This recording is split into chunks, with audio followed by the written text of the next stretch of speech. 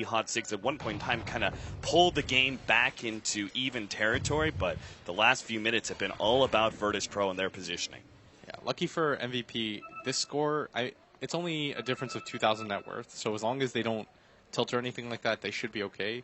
But they can't just keep giving up their Pugna, they can't just keep giving up their Lion, because yeah, it's a support, but the way that you should really think about it is a support's going to have much less time to catch up into the game. Like, a carry or a mid will always have the jungle to fall back on, or you'll dedicate a lane to their farm. But when it comes to a support, it's so difficult to just guarantee that level of farm. And this top tower, you notice how low it is?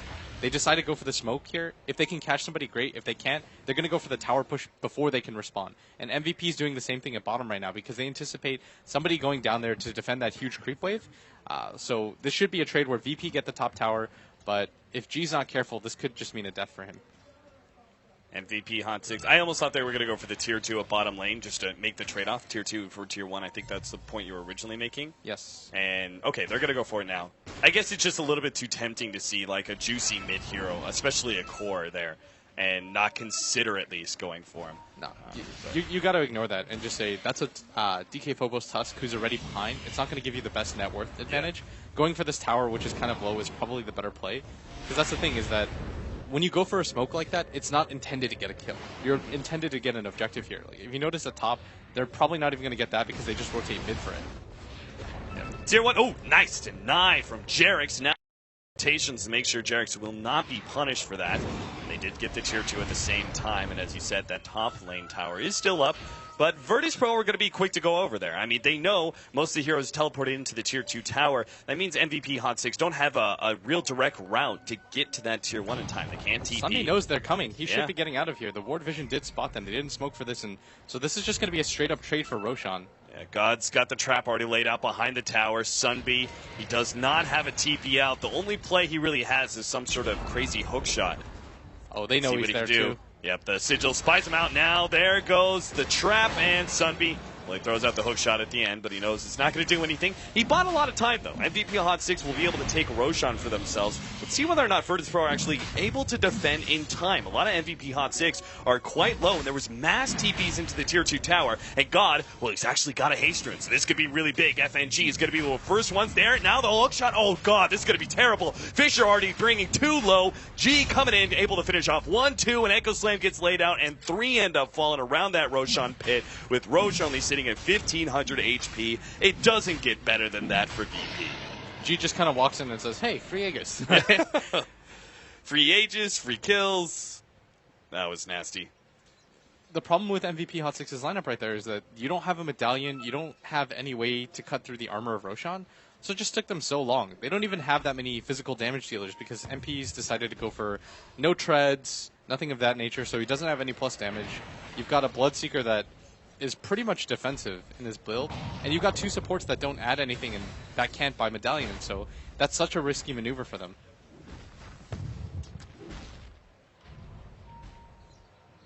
VP centering up for that bottom Tier 1 tower. It looks like our Lion really wanted to get a pick off on one of the supports, like easy kill on the Rubik, maybe solo. Oh, no, not even the Rubik. Rubik's got a Bracer and an Earnest Shadow, so he's sitting at 1k HP.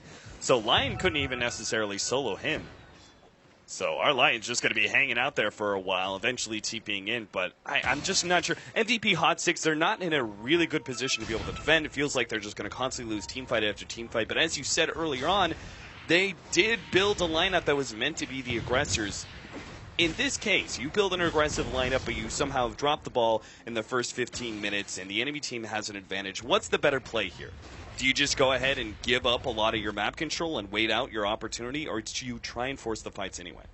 FNG's going to go on Jerix right now, who has a TP, but he doesn't have enough mana to use this, and he was trying to drag the creeps over, but FNG going to get another solo kill as he's on a Mega Spree, but I think what you do if you're MVP Hot 6 is wait out the items that you absolutely need to fight. Like, if Hot 6 can grab a few items on their cores, like if Forev gets a BKB for the next fight, and if you get a Bloodstone on the Lina, then maybe you can get into an engagement. Like, those are probably the items that you wait for. Oh, MP.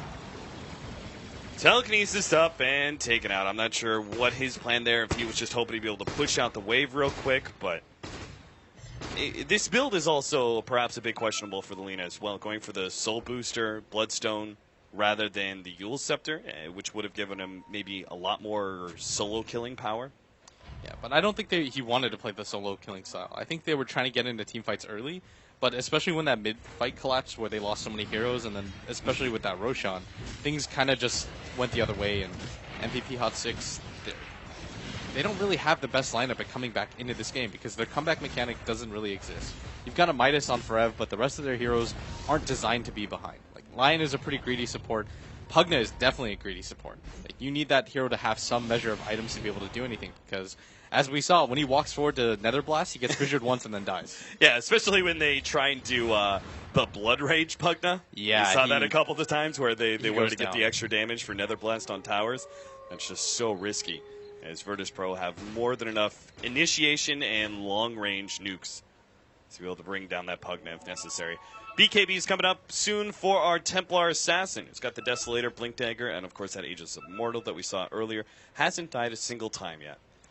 I think what you're waiting right now for is MP to finish that Bloodstone, and you've got one smoke if you're MVP, and that's pretty much your one real way back into the game. So you might see them just get the Bloodstone and then decide to go for some sort of counterplay, because you can't just let VP take complete map control at this point. Like, once you get those items on MVP Hot 6, what are you really waiting for? Like, it's going to take you way too long to get an Aghanim Scepter on Lina. Like, right. The game probably ends before that if you let it progress at this rate. So you have to choose at some point to get aggressive on the map. Oh, Forev. Echo slammed immediately. They're willing to pop that ultimate just to finish off the Bloodseeker, especially when they're already pushing in both top and middle lane. Now, the Earthshaker's going to go back to defend. He already used his Echo Slam anyway, so he'll try and stop the TP back of Lina, or at least protect that Tier 3 tower. Meanwhile, his allies putting pressure on the Tier 3 at top lane. Sunby already jumping onto Illidan, who pops his BKB, and now turns and fights Sunby. Sunby will go down quite easily. Jarek's already slowed down. Snowball will pull the Gyrocopter forward in order to get that kill. He trying to heal up his allies and kill the enemy with a single target focus, just not going to be good enough. Bloodseekers comes back, and looks like they'll be able to take out the Templar Assassin's Aegis, but that seems to be about it. Forev can't even force this fight anymore. A 10-second BKB just did nothing for them. And Virtus Pro will back up. Pretty happy with that fight. Yeah, they're going to be incredibly satisfied with how that went, because they were able to just dive. There was no repercussions. You even forced I think that was a buyback on the Lion and the Bloodseeker, and he uses 10-second BKB. Like, of all the things that could have gone wrong there, they went wrong there. Because that's what your comeback mechanic is. That 10-second BKB, getting the Bloodstone on MP, that's your best shot. So I think MVP, honestly, you just get the Bloodstone on Lina and go. Like, wait for the BKB to refresh back up on MP. Because if you just sit back and passively wait for the game to end, you're going to give up the Roshan onto VP, and there's not a lot of locations that you want to get into a fight with. You better just go for pickoffs. I think it's the best possible option, but even then, they don't have the best way to open up because they don't have a Blink Dagger on their Lion. Yeah. They're pretty much completely reliant on the clockwork to be able to set up those single target picks. This is a YOLO smoke, if I've ever seen one. The complexity wraparound. The old Cole TI2, remember that? If you're behind, just go for the wraparound. Mm-hmm. Jarex is desperately trying to push out that bottom lane in order to get that Blink Dagger that we previously mentioned. Virtus Pro just not quite feeling comfortable enough to go for a push. And why should they? I mean, they've got this game pretty much in the bag. They just have to play patiently and maybe wait out the next Roshan and then go uphill with the next Aegis. Yeah, I think that's actually what MVP are waiting for. The next Roshan to respawn and then hopefully catch them into that angle. Right. Because I guess there's no better objective to go for. Like, you're not going to smoke gank and get a tier 2 out of anything. The mid tower is way too healthy. Same thing with the top tower. And getting kills right now isn't enough. So you probably wait for that. I still think they maybe should just smoke right now and try to go for something before the Roche fight. Because I feel like the Roche fight is just way too obvious. Lil almost found a pick off on that Lion at bottom lane, but a Hex TP out does get him away. Heen.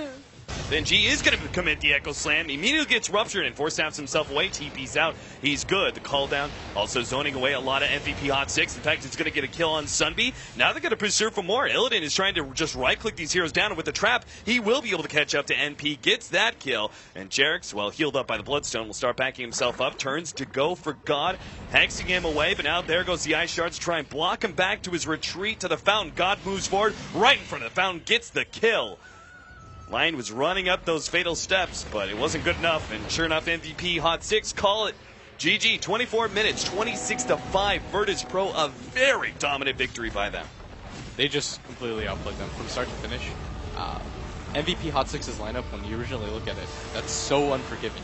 You can't mess up. With supports like Lion and Pugna both, those are heroes that are going to naturally just have cap out at around 800 HP. Even if you decide to do the Sing Sing 5 Bracer kind of thing, and Lil sells everything and he buys 5-6 mangoes, but the thing is, he decided to build incredibly defensive while FNG was allowed to go for the Blink Dagger, and it just made such a big difference. As you mess up 1 or 2 fights with MVP's lineup, you just lose the game. So VP taking game number 1, sitting themselves in an even better position for the standings. Of course, we're going to take a break, as the analysts, I'm sure, have a lot to talk about this 24-minute match. All right, G giving a nice little wave to the camera, feeling good after that win. A fairly quick one, of course, and fairly single-handedly defeating MVP Hot 6. What do you have to say about that, Synderen? I hope you guys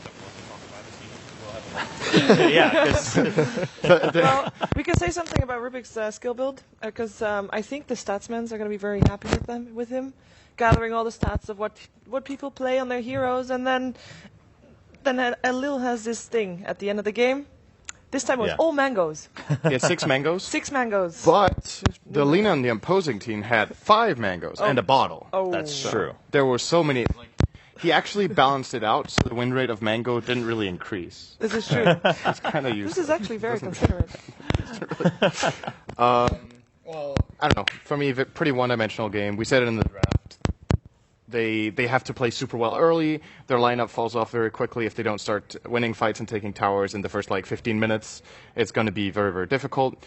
VP won the early game. VP won the game. That is it's really one of those games, in my opinion.